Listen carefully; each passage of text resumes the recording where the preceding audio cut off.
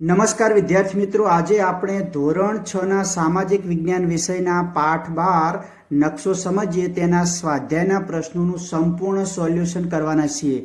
તો આ વિડીયો પૂરેપૂરો જુઓ જેથી તમને આ તમામ પ્રશ્નો ખૂબ જ સરસ રીતે સમજાઈ જાય। તો ચાલો શરૂ કરીએ સ્વાધ્યાયનો પ્રથમ પ્રશ્ન છે ખાલી જગ્યાઓ પૂરો। આ ખાલી જગ્યાની અંદર પ્રથમ ખાલી જગ્યા છે મેપામુંડી શબ્દ ખાલી જગ્યા ભાષા પરથી ઉતરી આવેલ છે। તો આ જે શબ્દ છે લેટિન ભાષા પરથી ઉતરી આવેલ છે। બે નકશાના મુખ્ય ખાલી જગ્યા અંગો છે। તો નકશાના મુખ્ય 3 અંગો હોય છે। 3 સાંસ્કૃતિક નકશામાં ખાલી જગ્યા વિગતો દર્શાવેલ હોય છે। તો આ પ્રકારના નકશામાં માનવ સર્જિત વિગતો દર્શાવવામાં આવેલ હોય છે।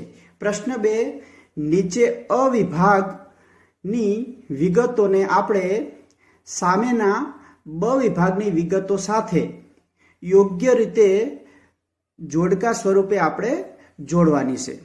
જેની અંદર અવિભાગની અંદર જે વિગતો છે તેને આપણે બ વિભાગ સાથે જોડીશું। જેમ કે પ્રથમ નંબરની સામે આવશે પ્રમાણ માપ, બીજા નંબરમાં પીઓની સામે આવશે પોસ્ટ ઓફિસ, 3ની સામે દિશા ઉત્તર દિશા દર્શાવે છે, જ્યારે 4 એ આંતરરાષ્ટ્રીય સીમા અને 5 જે છે એ નદી દર્શાવે છે।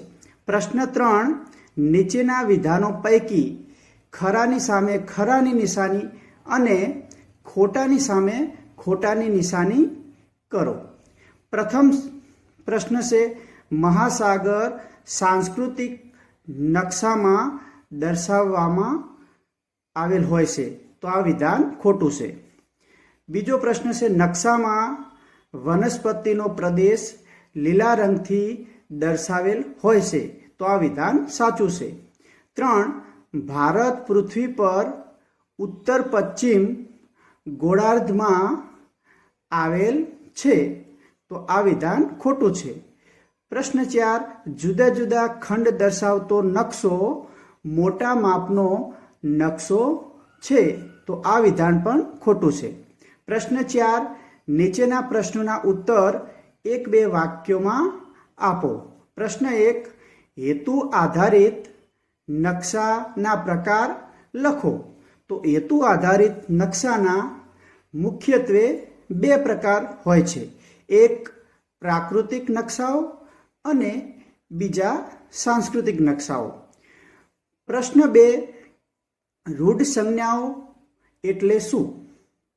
તો નકશામાં જુદી જુદી પ્રાકૃતિક અને સાંસ્કૃતિક વિગતો દર્શાવવા માટે વિશિષ્ટ ચિહ્નોનો ઉપયોગ કરવામાં આવે છે, તેને રૂઢ સંજ્ઞા કહે છે।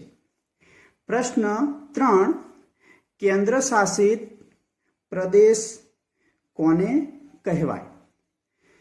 તો કેન્દ્ર સરકાર દ્વારા શાસન હેઠળનો જે પ્રદેશ હોય તેને કેન્દ્ર શાસિત પ્રદેશ કહેવામાં આવે છે। 5 નીચેના પ્રશ્નોના ઉત્તર ટૂંકમાં આપો। 1 પ્રાકૃતિક અને સાંસ્કૃતિક નકશા વચ્ચેનો તફાવત જણાવો।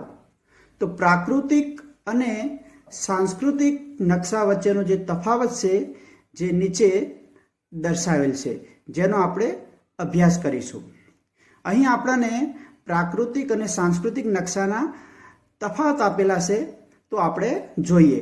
પ્રાકૃતિક નકશાની અંદર કુદરત નિર્મિત વિગતોનું આલેખન હોય છે, જ્યારે સાંસ્કૃતિક નકશામાં માનવ સર્જિત વિગતોનું આલેખન હોય છે।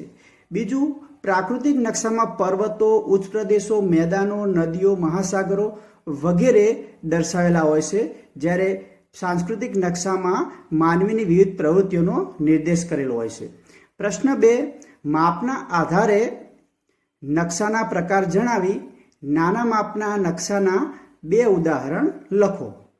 તો પ્રમાણ માપના આધારે નકશાઓને 2 પ્રકારે પાડી શકાય છે। એક નાના માપના નકશા અને 2 મોટા માપના નકશા। નાના માપના નકશાના 2 ઉદાહરણોની અંદર એક નકશા પોથીના જે નકશા છે જેને આપણે એટલાસ કહીએ છીએ, જ્યારે બીજા દિવાલે ટાંગવાના નકશા જે વોલ મેપ્સ હોય છે. પ્રશ્ન 3, નકશાના મુખ્ય અંગો જણાવી પ્રમાણ માપ વિશે લખો. તો નકશાના મુખ્ય 3 અંગો છે. 1 દિશા, 2 પ્રમાણ માપ અને 3 રૂઢ સંજ્ઞાઓ. પ્રમાણ માપ એટલે નકશા પરના કોઈ પણ 2 સ્થળો વચ્ચેનું અંતર અને પૃથ્વી સપાટી પરના તે જ 2 સ્થળો વચ્ચેના વાસ્તવિક અંતર વચ્ચેનું જે પ્રમાણ છે તેને આપણે પ્રમાણ માપ કહીશું. દાખલા તરીકે પ્રમાણ માપ 1 સેમી બરાબર 100 કિલોમીટર હોય એટલે નકશામાં દર્શાવેલ 1 સેન્ટીમીટર બરાબર પૃથ્વી પરનું વાસ્તવિક અંતર 100 કિલોમીટર એમ આપણે સમજવું. પ્રશ્ન 4, નકશાના આધારે ભારતના સ્થાન વિશે ટૂંકમાં જણાવો. તો ભારત ઉત્તર પૂર્વ ગોળાર્ધમાં એશિયા ખંડના દક્ષિણ ભાગમાં લગભગ મધ્ય સ્થાને આવેલો છે. તે આશરે 8.4 ઉત્તર અક્ષાંશ અને 37.6 ઉત્તર અક્ષાંશની વચ્ચે આવેલો છે. ભારતનો પશ્ચિમ છેડો 68.7 પૂર્વ રેખાંશ પર અને પૂર્વ છેડો 97.25 પૂર્વ રેખાંશ વૃત્તો પર આવેલો છે. ભારતની લગભગ મધ્યમાંથી કર્કવૃત્ત પસાર થાય છે. ભારતના મધ્ય ભાગમાંથી પસાર થતા 82.5 પૂર્વ રેખાંશ વૃત્ત, જેને આપણે સ્થાનિક સમયને ભારતનો પ્રમાણ સમય ગણવામાં આવે છે. ભારત એક વિશાળ દ્વીપકલ્પ છે. તેની પશ્ચિમે અરબ સાગર, દક્ષિણે હિન્દ મહાસાગર અને પૂર્વમાં બંગાળાનો ઉપસાગર એટલે કે બંગાળાની ખાડી આવેલ છે.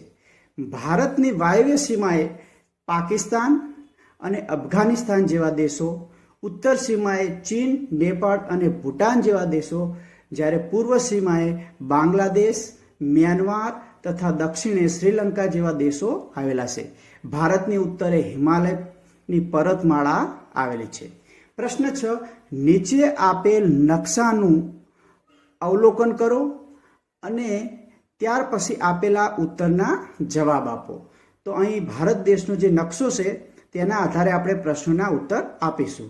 પ્રશ્ન 1, હિમાચલ પ્રદેશ રાજ્ય ભારતમાં કઈ દિશાએ આવેલું છે?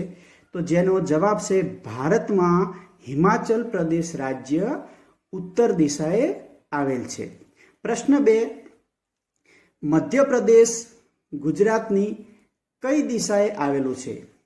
તો આપણે નકશો જોઈશું તો ગુજરાત જે છે મધ્યપ્રદેશ રાજ્ય ગુજરાતની પૂર્વ દિશાએ આવેલું છે. પ્રશ્ન 3, અરુણાચલ પ્રદેશ રાજ્ય ભારતમાં કઈ દિશાએ આવેલ છે? તો ભારતમાં અરુણાચલ પ્રદેશ રાજ્ય ઉત્તર પૂર્વ દિશાએ આવેલું છે. પ્રશ્ન 4, કેરળ રાજ્યની ઉત્તર દિશાએ કયું રાજ્ય આવેલ છે? તો કેરળ રાજ્યની ઉત્તરે આપણે જોઈશું તો કર્ણાટક રાજ્ય આવેલું છે. પ્રશ્ન 5, ગુજરાતની દક્ષિણ દિશાએ કયો કેન્દ્ર શાસિત પ્રદેશ આવેલો છે? તો નકશામાં આપણે જોતા આપણને ખ્યાલ આવે છે કે ગુજરાતની દક્ષિણ દિશાએ દમણ કેન્દ્ર શાસિત પ્રદેશ આવેલો છે. તો વિદ્યાર્થી મિત્રો, આ વિડીયો પૂરેપૂરો જુઓ અને આ ચેનલને સબસ્ક્રાઇબ કરવાનું ભૂલશો નહીં.